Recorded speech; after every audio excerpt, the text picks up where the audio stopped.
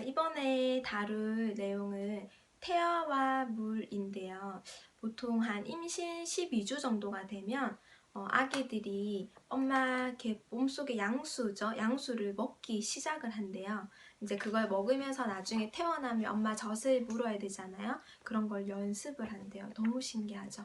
보통 우리 사람도 성인도 몸의 한 60%, 70%는 물로 이루어져 있다고 하잖아요. 근데 특히 태아 같은 경우에는 성인보다 훨씬 더 많은 비율이 물로 차지를 하고 있어요. 거의 90%가 물로 이루어져 있죠. 그래서 좋은 물은 아이의 생명과 건강과 직결되어 있다는 걸 알 수가 있어요. 178페이지인데요. 임신 초기부터 모든 임산부들에게 미네랄이 풍부한 자연수를 마시게 하는 것은 무엇보다 아기에게 가장 중요한 양수가 깨끗해지기 때문이라고 안내가 되어 있어요. 근데 이렇게 깨끗한 물이 영향을 가장 많이 미치는 게 뇌라고 해요. 뇌. 우리가 뭐 피부라든지 장기 같은 거는 손상을 받으면 재생을 하죠. 근데 뇌세포들은 손상을 받으면 재생하지 않거든요. 그래서 엄마 뱃속에 있을 때 깨끗한 양수를 마시면서 아이가 건강하게 자라는 것 자체가 이제 뭐 뇌세포라든지 이런 건강에 직결되어 있다는 거를 너무 중요하게 알 수 있을 것 같아요. 그래서 요즘에 왜 그런 얘기 하잖아. 양수가 3급수다 이런 얘기 되게 많이 하고 더러운 아기가 태어나서 탯줄을 자르는데 탯줄이 너무 질겨져 가지고 잘 잘라지지 않는다 이런 얘기들도 많이 하거든요. 근데 실제 보면 초음파 검사만 해봐도 보인대요. 요즘에 산모들이 몸에 맞지 않는 물을 많이 마시게 되죠. 공기 너무 안 좋고 물속에 녹아져 있는 중금속이나 의약품 같은 거에 너무 노출되어 있다 보니까 양수에 불순물들이 굉장히 많이 떠 있는 게 초음파 검사를 해도 보인대요. 그리고 이제 출산할 때 양수가 터지면 그 색깔도 예쁘지가 않고 맑지 않은 거죠. 맑지 않고 그렇게 양수가 건강하지 않다는 것은 태아도 건강하지 않다는 걸 알 수 있겠죠. 왜 우리 임신 중독증 이런 거 얘기하잖아요. 근데 임신 중독증 같은 것도 보면 결론적으로는 몸에 독소가 많아서 임신 중독증이라는 걸 알 수 있는데 그렇게 몸에 쌓여있는 독소들은 혈관을 통해서 몸에 영향을 미칠 수밖에 없거든요. 근데 거기에 또 좋은 물이 들어가면 훨씬 더 그 혈관에서 존재하고 있는 독소들이 많이 정화가 되겠죠. 어쨌든 산모가 임신 전부터 임신했을 땐 특히 더 좋은 물을 마셔주는 건 정말 중요한 것 같아요. 그리고 조금 속상한 내용인데 저희 나라에 있었던 일이에요. 183페이지 제목이요.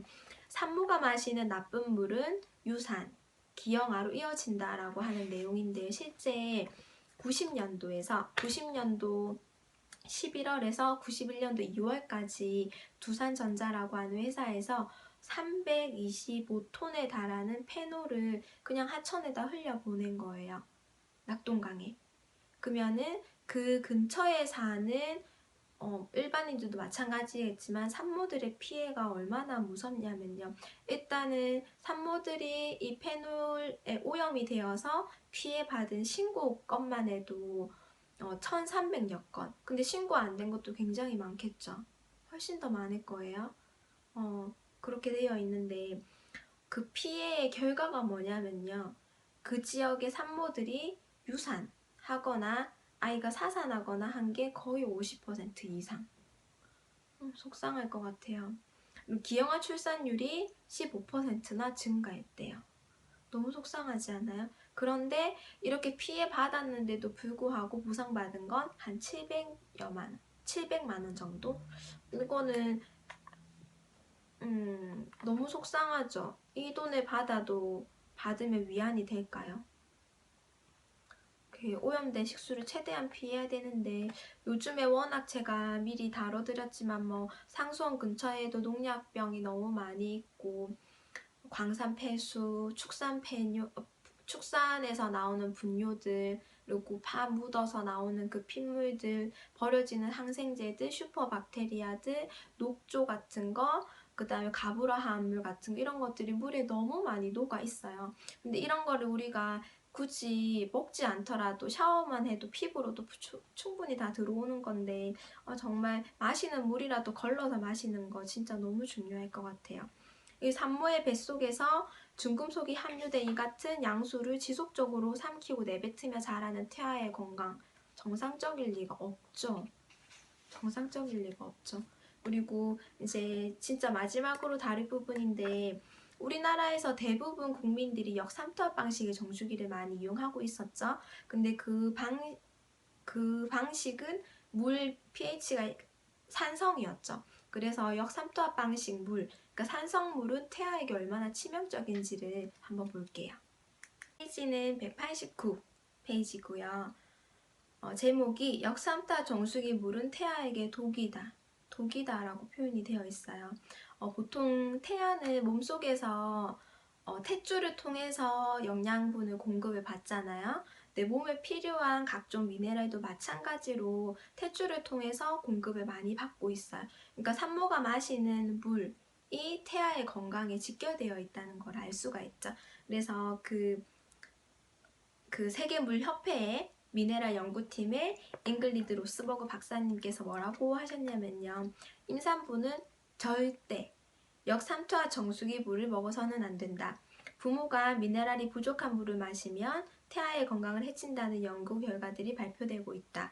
역삼투압 정수기 물이 몸속의 미네랄을 씻어낸다는 것이 가장 큰 문제라고 하면서 이렇게 비판을 해뒀어요. 미네랄이 없는 우리 몸이 보면은 물로 대부분 이루어져 있는데 그 물에 한 20% 30% 정도 되는 세포들이 둥둥둥둥 떠다니거든요. 물이 얼마나 깨끗해야 되겠어요. 세포들이 거기에서 놀고 돌아다니고 생활을 하고 있으니까.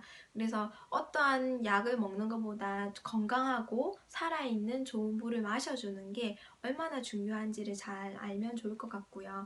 사실 우리가 요즘에는 산성비 비 내리면은 조금 내려도 안 맞잖아요. 우산 쓰잖아요. 거기엔 중금속도 이렇게 포함되어 있다 보니까, 그리고 무엇보다 산성비죠. 그래서 비가 내린 그 이후에 땅은 굉장히 급속도로 땅이 빨리 노화가 되죠. 거칠어지고요. 피부도 마찬가지고 산성은 노화를 뜻하게 되는데, 그렇게 우리가 피하는 그런 산성물을 태아에게 공급을 하고 있는 거죠. 태아뿐만 아니라 나한테도.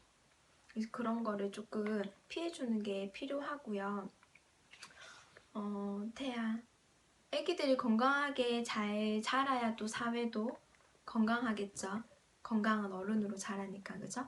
그래서 제가 많은 챕터를 통해서 이 책을 하나하나 이렇게 다 파헤쳐 봤는데 여러분한테 꼭 도움이 됐으면 좋겠고요. 현명하게 사람이 먹어야 되는 물의 기준에 적합한 물을 선택을 해서 임신을 하지 않은 미혼 여성 같은 경우에는 미리 또 이런 정보들이 준비할 수 있는 계기가 되었으면 좋겠고, 또 이미 출산을 하신 분들 같은 경우에라도 그 이후에 또 건강 챙기는데도 물이 엄청 큰 역할을 한다는 걸 아시면 좋겠고, 일상에서 꼭 도움이 되셨으면 좋겠어요. 그리고 또 새로운 주제로 영상을 또 같이 공유를 해드릴게요.